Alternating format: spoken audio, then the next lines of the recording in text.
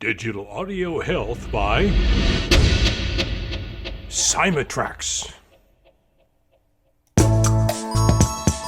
It's Al Cole from CBS Radio, and I want to tell you about a Renaissance woman who excels at everything she puts her innovative mind to. And you know, I'm going to start it out like this. What would you say if I told you that I was going to introduce you to a lady who is a very successful business entrepreneur and a world-class creative force as a realtor, interior designer, hosts charity golf tournaments for wildlife, and is the cutting-edge author of the stunning Magical Forces Within? Well, Al, I'd say make the introduction, brother. I've just been dying to learn some of all of those things from somebody who sounds like a real magnetic lady. Well, you're in luck because not only can you learn about the fabulous life accomplishments of this woman, whose name happens to be Rhonda Grant, but week in and week out, Rhonda will introduce you to some of the most exciting guests on the planet as she hosts her own awesome podcast, The Rhonda Grant Show, on Contact Talk Radio. Week to week, Rhonda skillfully weaves the magical forces within her with the extraordinary discoveries in the sometimes ordinary lives of her guests who blossom before your very eyes through the guidance and know-how of such a skilled and sensitive host as Rhonda Grant. You got to check it out. Check out all the action at rhondagrantauthor.com. That's rhondagrantauthor.com to witness the extraordinary discoveries in otherwise ordinary lives. And I hear some of you asking right now, well, Al, how do you know all this? I'll tell you. It's because I weave some of the same magic on my own nationally syndicated show called People of Distinction. It's all about humanity at its best. Every guest with extraordinary things to say about the magical forces within life itself. Get it? So check them out. The Rhonda Grant Show, Extraordinary Discoveries in Ordinary Lives, and People of Distinction, created by me, Al Cole from CBS Radio, now hosted by my amazing son, Benji Cole.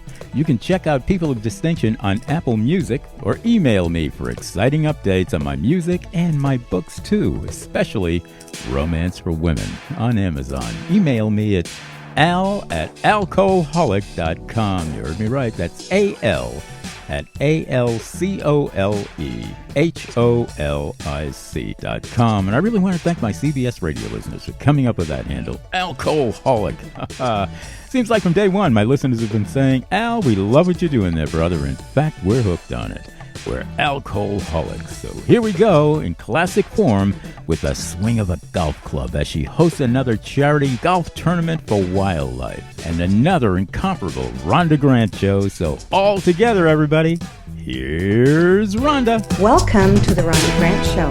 Sometimes the universe has a way of placing people or obstacles in your path to help guide and direct you on your mission. Listen in as we discover the path my guest has traveled. Has she been inspired by a calling, crafted her journey, or a bit of both?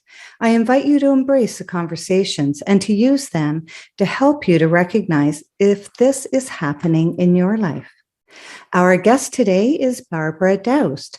Barbara is an author, inspirational speaker, success strategist, and business growth accelerator.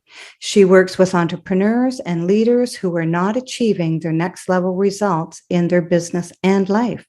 She shows them how to become next level thinkers in order to improve revenue streams, grow their clientele, and increase profits. She inspires people to play a bigger game and break through their upper limits so that they can stop postponing the life of their dreams. Barbara is a certified Thinking into Results consultant with Proctor Gallagher Institute and the creator of the programs Discover Greatness Within, Your Genius Code Unlocked, and The Code to Success. Barbara spent most of her career in theater, arts, film, and television as a director, acting coach, writer, and producer. She now blends her 25 years of acting, directing, and writing experience inspiring people to connect to the best versions of themselves so that they can be the star of their own movie. Welcome to the Rhonda Grant Show, Barbara. Oh, thank you for having me, Rhonda. You're welcome. So, with such a beautiful background, was there anyone or anything that helped you get involved in the theater and acting? Well, that's an interesting question because I always wondered myself, and I always blame Shirley Temple. Yes, good person to blame. you know, because in my family, there weren't any artists. Even from cousins to you name it. And my father was one of 14 children and my mother was one of 6 children, and they couldn't figure me out. I just didn't have any influence except for watching movies and fantasizing. So everybody was like, who is she? And I would be bouncing off the walls, singing and dancing. And I screamed. I think I was like, one of my earliest memories is at 5 screaming, I want to be an actress. If I can't be an actress, I want a doggy now, and then, I was just obsessed for some reason. And there was if anything, there wasn't influence. There was more, of stop it, stop singing, stop, enough already. Now I can understand that I must have been highly annoying on some level, but I had all this energy. And I remember I had my parents sign a contract when I was 12 years old that for my 13th birthday, they would send me to acting school. And they signed the contract, and my 13th birthday came along and they forgot that they signed a contract. And at that time, there weren't any Xerox copies, printers, or anything like that. So I had lost the contract, and they denied that it ever existed. So, and I tried everything. I went, even in high school, I formed the drama club. I begged the principal to get an acting teacher at the time. I begged my high school math teacher to direct a production. And ultimately I ended up directing the school play, I think in my senior year. And, I was directing the variety show, and I was, choreographing the can, but nobody, including myself, could ever figure out where the influence came from, or even the desire. And I didn't have a desire to be famous, or I just wanted to dance and sing and shout from the rooftops. And I think just feel, right? Because that's what, having over the years discovered, rather than judge myself for it, or even judge actors for wanting to be seen or wanting to be loved. The other component that I discovered when I had an acting academy and was teaching a lot of other actors was that it's an addiction to giving permission to oneself to feel. Oh. And there's just a litany of emotions that we can feel. And more often than not, they're suppressed. But when we feel and let ourselves feel and live into our emotions and live into our feelings, we feel alive. And so it's an adrenaline rush, right? So I think that more than I used to maybe judge myself that I wanted attention, or that actors need attention. But I really see it now that it's the opportunity to express and feel alive. And that's what you get to do when you're up on a stage, and you can feel all the emotions and give yourself permission to do it. And the beauty of that is the audience gets to feel with you. This is why it's such a powerful art form. Mm-hmm. So you said something really important there. It's an addiction to the permission to feel. So our schools, they really teach children to be the same, to learn at the same level. And so what were you like in school? Did you just revolt a little bit against that? Yes. I was was always a leader. I think I was 4 years old and I was a leader. Yes. And some people might want to call that bossy, Yeah. But I was just very, very talkative. So I think at a very young age in school, I had a lot of influence, and I somehow knew it, but I always on the side, always fighting for the underdog, always fighting for the person who wasn't popular. Let's say I was fighting for them to be picked or to get, noticed, or I was always using my kind of leadership abilities to help other people not be measured against the system, And so I was always, I grew up surrounded by a lot of underdogs. My father was the superintendent of a huge psychiatric institution, and I remember in my teens, we moved to the grounds of this institution, so we had our home on the grounds. But I always grew up defending the other side. And my father was French, my mother was English.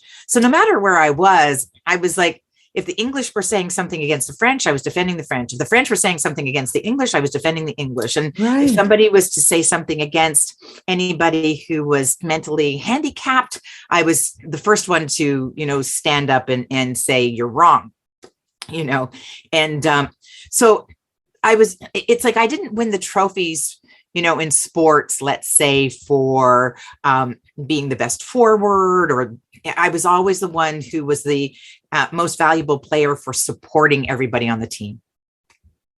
Mm-hmm. And I mean, with the coaching that you're doing, I mean, it was sort of built into you even when you were young. Absolutely. And I just, I knew that along the way that I moved from acting, and, I had an incident happen in my life that was devastating. And so I went behind the scenes. I was no longer this, a bold, courageous young woman who wanted to express herself so openly and publicly. And I made a choice, in my late teens, early 20s, to become a teacher. And that led to me becoming a director. So I was, again, put in the position of supporting everybody else to be seen and everybody else to be successful. And then I realized along the way, I had a lot of success, but I wasn't acknowledging it. And I wasn't having the monetary success that all my students and clients were having. And then I realized that for myself, it was very important to walk my talk and do what I was teaching everybody else to do. Okay. So how did you go from being in high school, doing the things that you were doing with acting and plays and things like that, to going down to the States and having a big acting career? Well, it's interesting because I didn't have an acting career in the States, but when I was 16 years old, I was attacked and almost lost my life. And, I say almost lost my life. It makes it maybe sound more dramatic, but maybe I could say I could have lost my life. Okay. And that incident is what catapulted me into hiding and the behind the scenes choices that I made.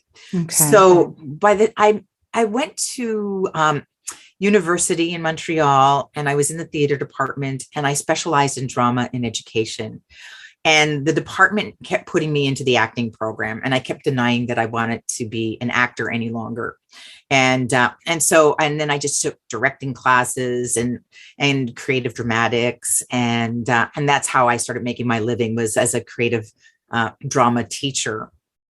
And but while I was at university, I met the love of my life at the time, Patrick, and he was in the theater program with me. And then he was American, and my being Canadian, what happened was when we graduated from college, he no longer had a student visa and had to move back to the States. So we were separated. And we made the decision that there wasn't at that time in Montreal, because we were in the middle of the referendum and it was becoming more French, and he didn't speak any French. So we made the decision to, look for a place in the United States that had a lot of theater opportunities. And that led us to San Francisco. We were, on the fence between Chicago, New York, or San Francisco, but the weather in New York and Chicago, definitely swayed us in the direction of warmer weather, which was San Francisco. So we went there, and while we were there, in pursuing, what our income was going to be and how to survive as artists, I became a California Arts Council artist in residence. And I taught, I taught over 25 drama classes a week, going from school to school to school to school. Wow. I was the only artist in residence in California, in the Bay Area, that was doing what I was doing. And I was also working at the Exploratorium Science Museum.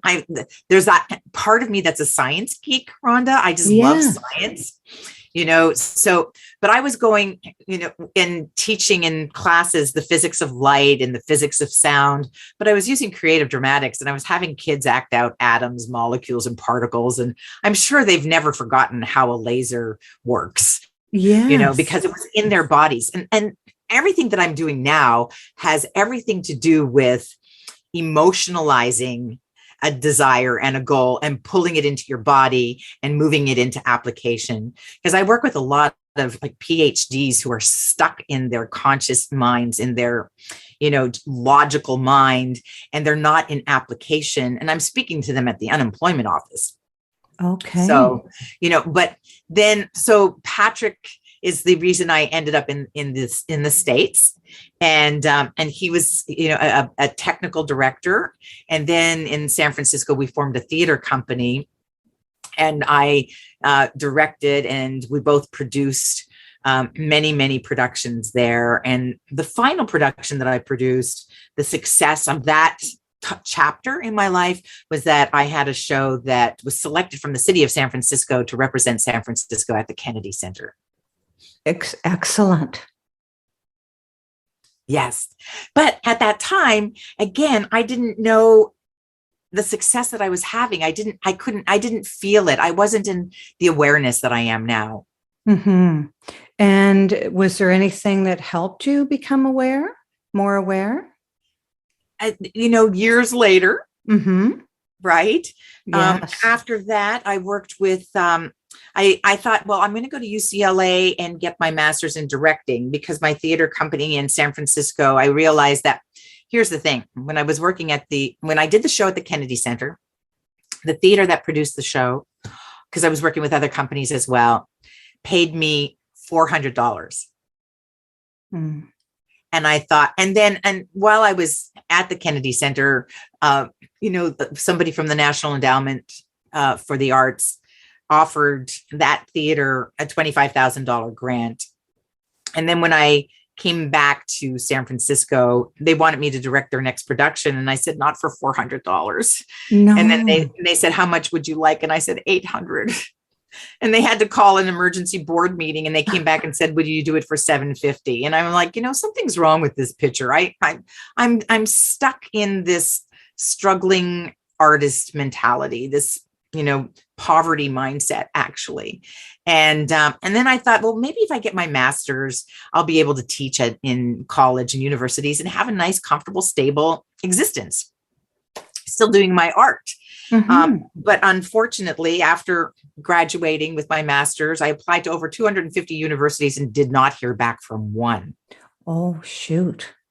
And it was a time when tenureship was, very strong. Nobody was leaving their jobs, and theater departments were also shutting down. And, but I was fortunate enough to be recommended and referred to apply for a position with the Olsen Twins. And do you know who they are? Yes, I absolutely do. Yeah. They were on Family Ties, right? They were the stars. No? Nope. They were on Full House. Oh, Full House. Yes, that's right. Full House. Yeah. Yeah. And so I started working with them when they were 7, and ended working with them when they were 17. So it was 10 years. I directed, but I was more their acting coach. And then I formed an acting academy and worked with a lot of young professionals who are now big stars.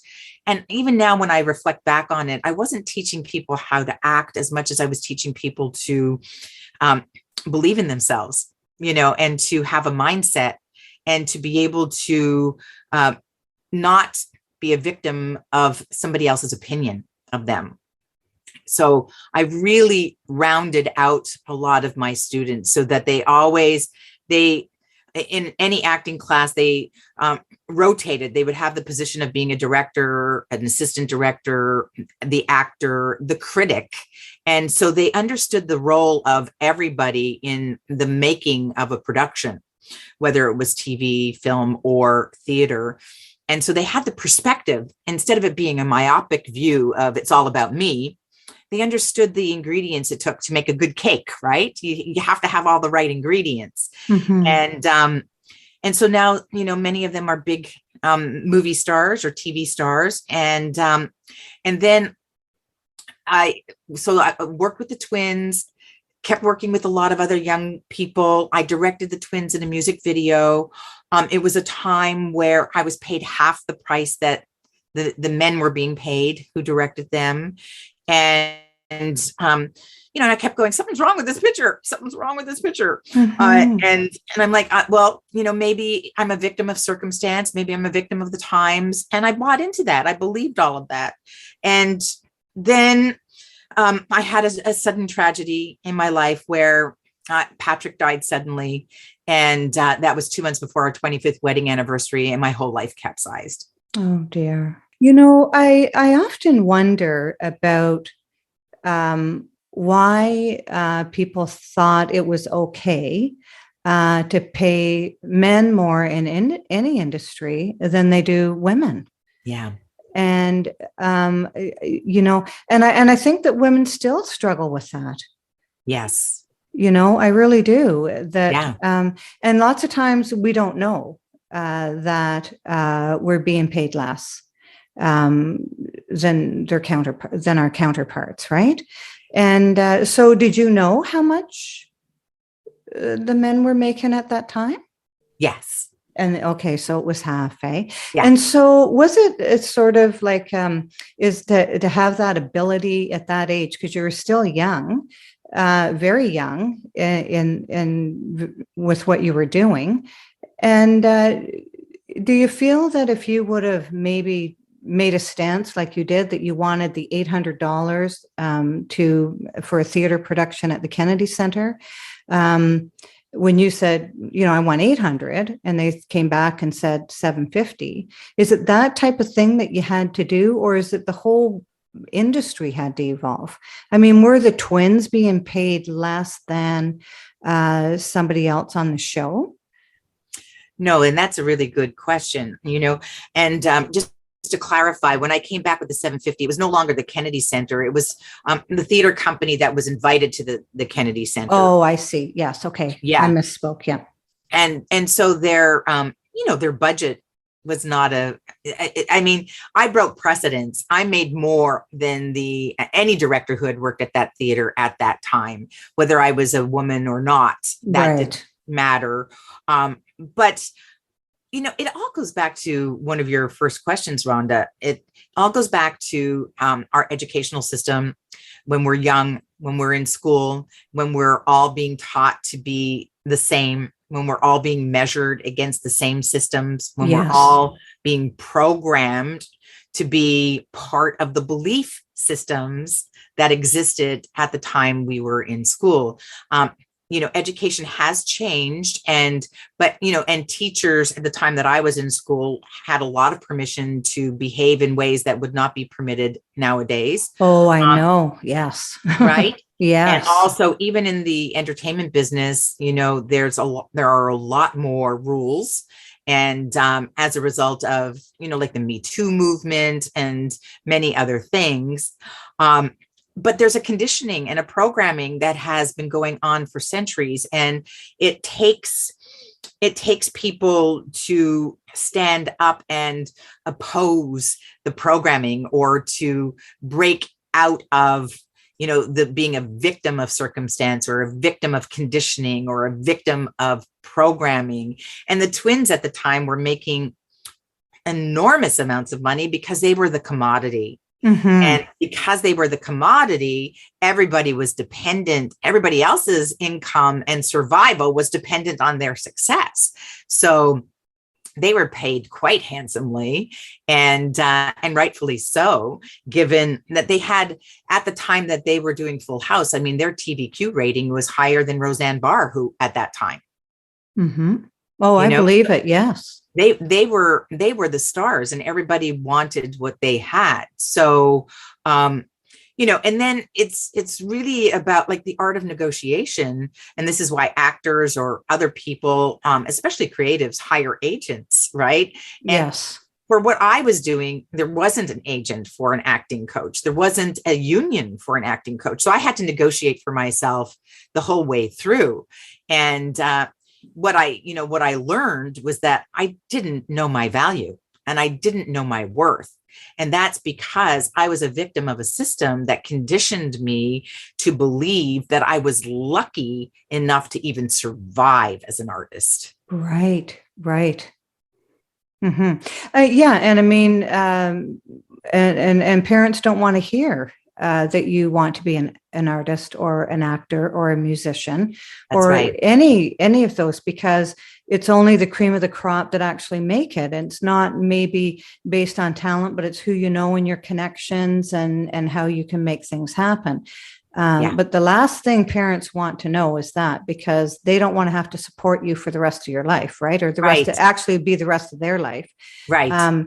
So you're bringing up a lot of sort of touchy, painful subjects for some people that might be listening who have dreams of becoming a musician or an actor or actress, and how do they do it, and who do they talk to, and is there even a chance that they might even be paid, and those types of things.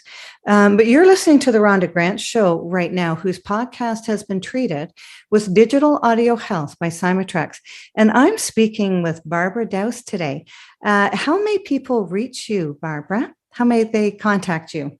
Well, they can go to my website, www.barbaradaoust.com, and they can book a discovery session with me to learn more about me, how I can support them.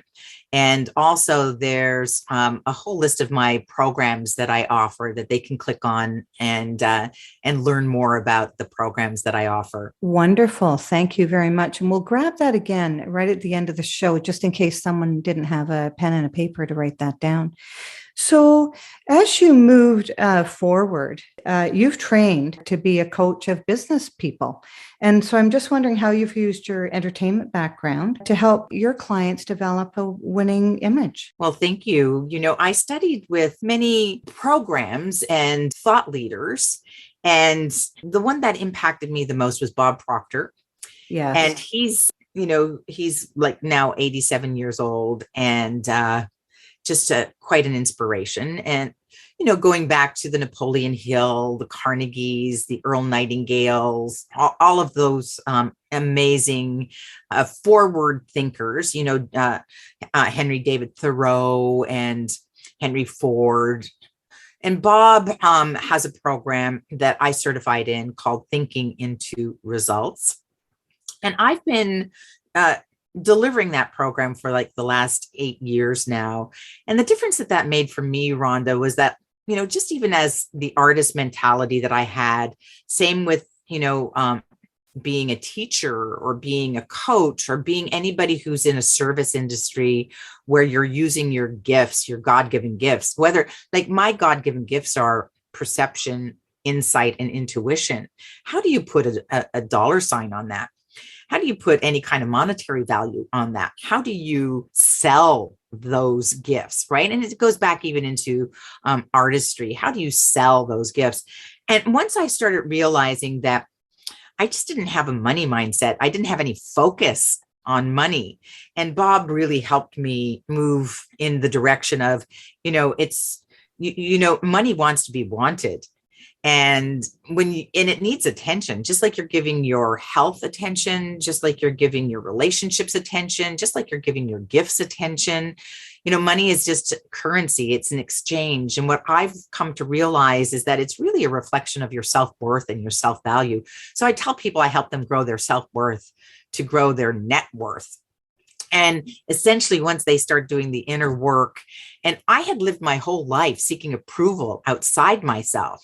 If I do this right, I'll get something here. And if I do this right, then this person, but it really doesn't work that way. And once I lost Patrick, I definitely went on a journey, and I broke up with a lot of my belief systems, and I broke up with a lot of my programming, and I broke up with all the lies that I was telling myself. And it's become my passion to help people, live in their truth and stop telling themselves the lies that they've been programmed to believe, and to really own and be passionate about what they want.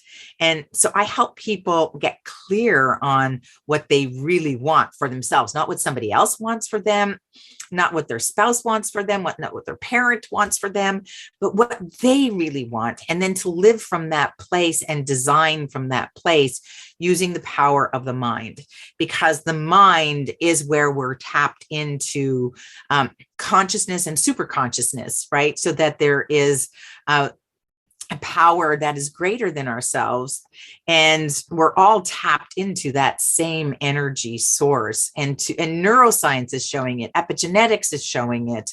And spirituality, whatever, side of the fence that you're on, your beliefs are part of a conditioned program that are affecting and impacting your outer reality and your outer results, your habits, all of that it's just part of your own creation. And once people get clear, and I help them get clear, then I put them into a program to design the steps to move forward, the plan, the strategy. And people don't make 1%, 2%, 3% growth results. I mean, I worked with an engineer at Dell Computers, and in 3 months, his results increased 170%. Oh, yay. That's wonderful. Yeah. And so it's like, it's really when you start to break up with what you already know. I tell people you probably don't really know who you are, and you never really will until you find the parts of yourself you haven't yet met. You have some wonderful wording. And this breaking up with the past you, because a lot of people they might not feel that they're in an awareness that they need to be in. You know what I mean? Like you need to help them come into this awareness, because a lot of people don't realize that they've been conditioned. They don't realize that their brain keeps on winding the same reel every single day. I think it's every day you get up and you think 80,000 thoughts a day. And I think 70,000 of them are the ones that you thought about yesterday. Like there's no newness going on. That's right. And I just love what you're talking about. So you ended up remembering your divine nature along the way. Yes. And in breaking up with all those conditioned beliefs, the more you were able to tap into your divine nature. And you talked about consciousness, super consciousness. People know consciousness. They might not know super consciousness. And you talked about tapping into that higher level that's connected to the divine, connected to the universe. Yeah. Mm-hmm. Yep. Absolutely. Once you, it's what breathes you is what I ask people. Yes. When you're asleep at night, and then the subconscious is really running the show, right? Mm-hmm. And then there's also an unconscious, which is a deeper layer, going into, I work with a doctor and we do brainwave frequencies where we induce states of relaxation for people to bypass the conscious mind, because the conscious mind is holding on to what it knows. So it's always coming from a place of the program it knows. Even if you hear an outside idea that might be, mind expansive, the chances of you opening up to that new idea are going to be limited because the program is in a groove in the neural pathways, and the neural pathways are just digging the groove deeper and deeper and deeper. And this is why, thinking is hard. Most people would rather die than think because it feels hard, right? Yes, but yes. The truth is that most people are going to their graves with their dreams buried inside of them, and they're tiptoeing safely to death because being outside that comfort zone where the neural pathways are actually having to move if you do something new or different or strange, but there is a way to allow, through relaxation, through meditation, through deeply listening to the way that you feel. And most people don't, are allowing their negative states to impact the way that they feel, rather than using a negative contrasting experience and looking at the blessings, at the silver linings, and helping them move to more clarity into focusing on what the good is. And so I ask people, are you focused on what is working or what isn't working? Are you focused on asking, what's what you want, versus what you don't want? Are you in blame outside of yourself? And are you choosing misery? And it's really the biggest power that we have is to choose.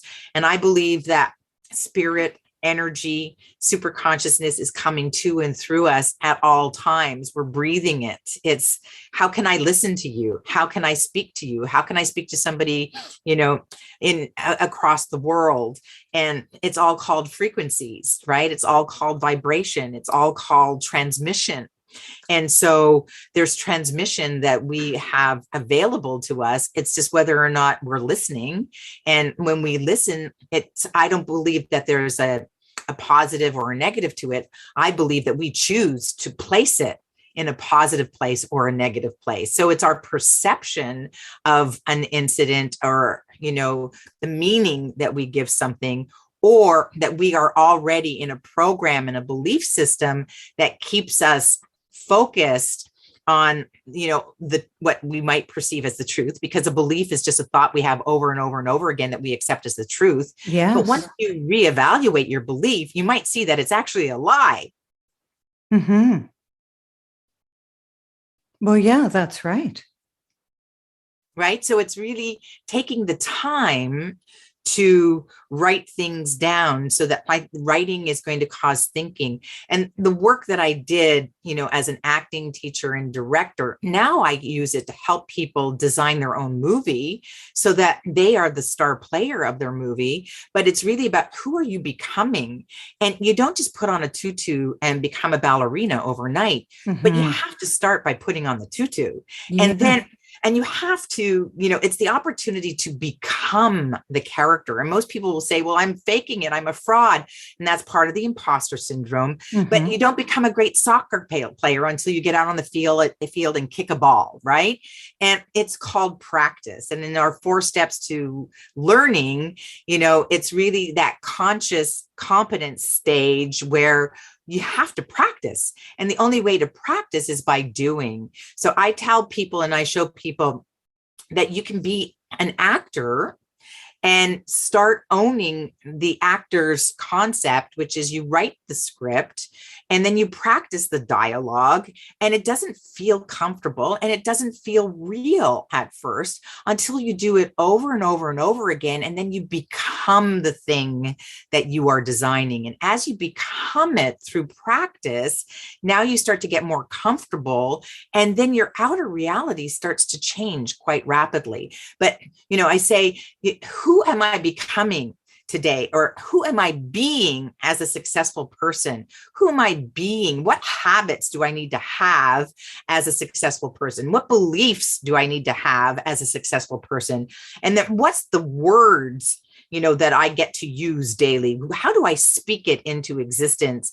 And even if it's like a lie, it doesn't really matter, to anyone except to self. If you're going to judge it as a lie, instead of saying, I'm putting on a costume and I'm owning the costume. The costume is making, and I work with people to put on different clothing, different hairstyles, whatever it is, to change what you already know. Because when you're stuck in familiarity in the comfort zone, I call it the scary zone, because that's not the place where growth happens. It's not the place where change happens.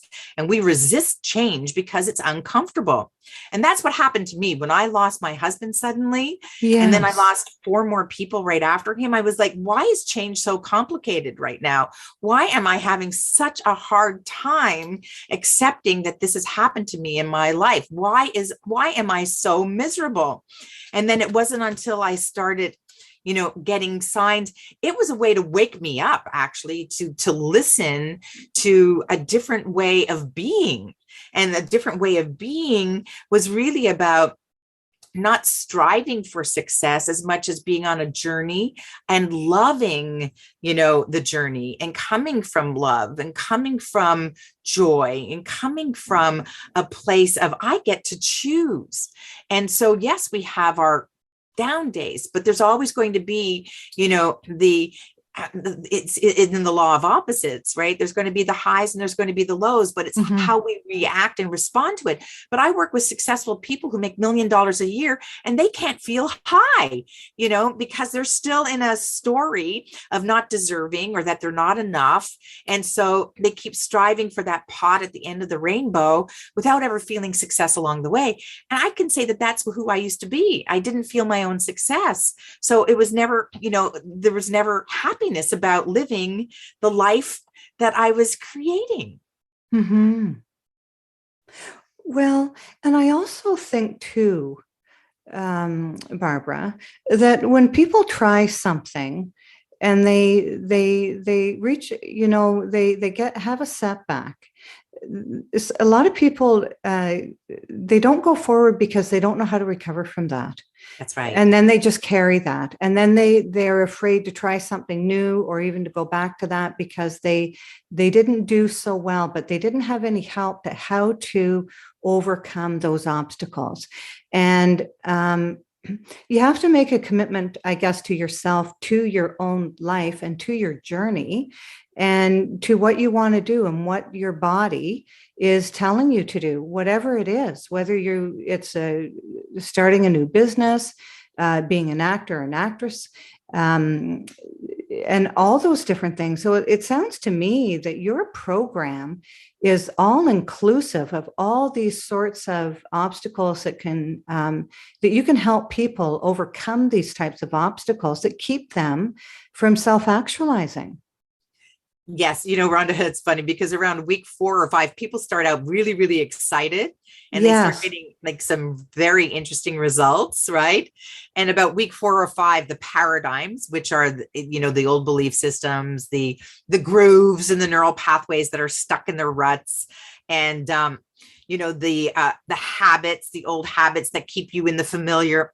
Well, they really start acting out. And about week 4 and 5, I'm very busy helping people cross that, what we call the terror barrier. Okay. I'm helping people realize that now you're starting to get resistance. And now that's a good sign. So when you have a mental attitude of seeking failure, that's when you go, oh boy, this is, I just failed. Oh, goody. Something good is going to happen versus the, oh my gosh, see, it never works. I have to go back to what I know, even if I'm miserable. And it's really to acknowledge that things that are going kind of cuckoo crazy or, acting out, this is a good sign. And I'm telling you, the higher you go, the tougher the paradigms. They're going to be really acting out. And, and it's like just when you're having a great, result, maybe your refrigerator, is going to die. And, and then it's kind of like, it's all designed in a way to stop you from change because subconscious mind doesn't like change. Ego mind doesn't like change. It goes into fear, fight, or flight mode. Yes. And the ego mind, right, is just survival. And when you're in fear, you're in ego mind. But when you're connected to the higher parts of yourself, you're in spirit, and that's called inspired. Mm-hmm. And from that place, you start to take inspired action, knowing that the resistance is necessary, and it's testing you to break up with, it's like, breaking up with an old relationship. And I call it the battle between the old self and the new self. Yeah, well, that's a wonderful way to put it. But, and also the ego is keeping you from your soul's journey. That's right. The ego is the one who, it's the voice in your head that you pay attention to. It's kind of like a roommate, and they're not even paying you to be there, right? Yeah. And they're the ones that are giving you the doubt. They're one, no, don't try that. No, just keep us safe here so I can keep on telling you what to do. And so we have to become gatekeepers of our mind, and we have to shut the guy up or shut the gal up. And we need to create our own journey and so do you feel that you've been called to your mission? Absolutely. Yes. Absolutely. I think that it was always part of who I am. It just looked different. And, now I tell people I can show you how to design your messy and be in the intention of seeking failure, knowing that you're the designer of it. Mm-hmm. And I would not be able to tell people that had I not had those experiences myself. Oh, yes. And along the way, my messy and it was part of introducing me to the calling of helping people live in their truth. And in my book, True Love, True Self, A Journey to Self-Love, if somebody had told me when I was directing and working with the twins that I needed more self-love, I would have laughed. I would have gone like, what are you talking about? Mm-hmm. Because I had lived my life more. I was always highly intuitive and empathic, but I definitely was on the hamster wheel of, the ego in survival mode, even though I was being creative. But now I can show people, having had all those lessons. I mean, even when I went to UCLA, my intention was to fail because I was a perfectionist, and I knew I had, and I didn't even know this work, but I knew that I was called to break up with perfectionism. And a big part of my passion is helping people break up with perfectionism, but ultimately to let go of judgment, period. Let go of judgment of self, let go of self-judgment. Okay. Yeah. Mm-hmm. And also of others, Yeah. Oh, yeah. Mm-hmm. It's like, and start there, stop the judgment of others, because, when you spot it, you got it. You blame outside yourself, it's inside of you, and you're only hurting yourself. And so, it's in scripture, it's everywhere, don't judge your neighbor. Just, when I had been trained as a director to be over analytical and over critical and to pick pieces apart. So as I kept continuing to pick pieces apart, guess who I was picking apart? Mm-hmm. It was just myself. Mm-hmm. And then that eventually led to, defeatism, self-consciousness, perfectionism, holding myself back from really shining the light, and that we're all here to shine our light. It's just to what degree, what's our voltage, what wattage are we using? And, and I call it now the game of life. And what game do you want to play? And so it's really the power, again, is our power to choose, but to choose and to choose as wisely as we can is to really align ourselves with the higher version of ourselves and grow conscious. So I say every year I laugh at myself and about who I was last year. I'm going like, did I really think that last year? Yes, I know. Yes. Right. And it's called awareness. But how do you grow aware if you're not seeking, ways to grow? Then but if you're happy with where you're at, I say, great, do what you do and be happy. But if you're complaining and you're not happy and your health and all sorts of things are just not the way you want them to be, then, we seek doctors for our health. And, a lot of the time that may not be the right direction, Yeah, a lot of ailments has to do with people not being true to their selves That's right. and living out the life that they're supposed to. That's right. And they have inklings, but they don't follow up on these hunches or these intuitive hits that they get. And so finally, they end up becoming ill because they're not paying attention to those subtle messages. And sometimes when you don't listen to the subtle messages, it's coming back around to your door in a different way. And right. Sometimes it has to do with your health, isn't it? Absolutely. And, even like with the midlife crises, I even realized for myself that in mid 40s for a lot of people is when they wake up and say, is this my life?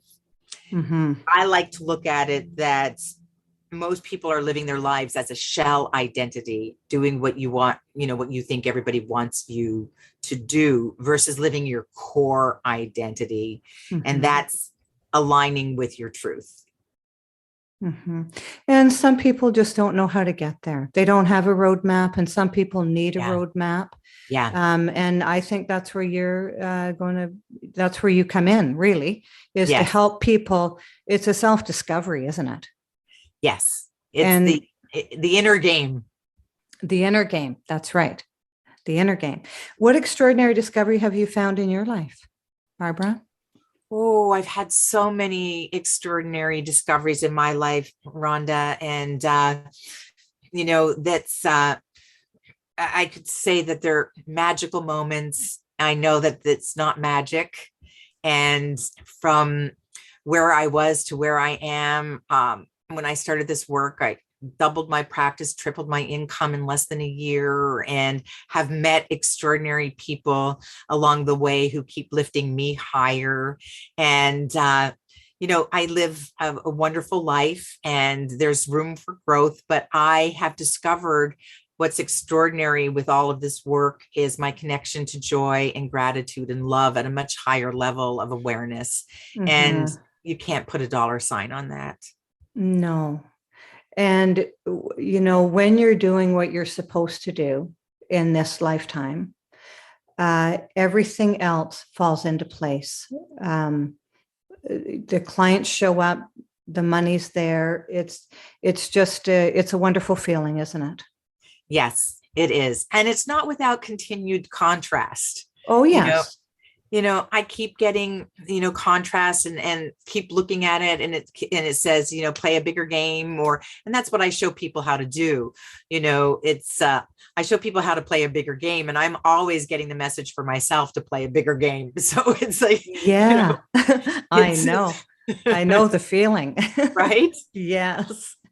How many people contact you, Barbara?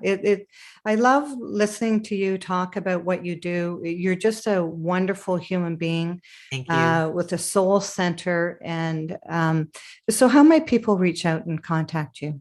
Again, they can contact me on my website, www.barbaradaoust, DAOUST.com. You can book a discovery session, and that's a complimentary discovery, 30-minute discovery session with me.